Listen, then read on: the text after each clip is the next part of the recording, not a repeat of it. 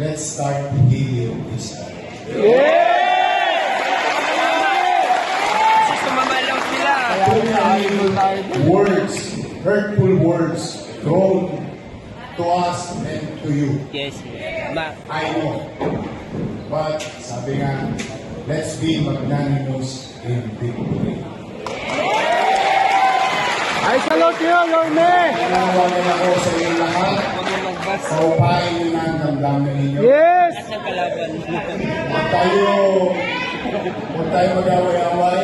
Tapos na. Let's move on in our lives. Yes. We must work together because together We can make it.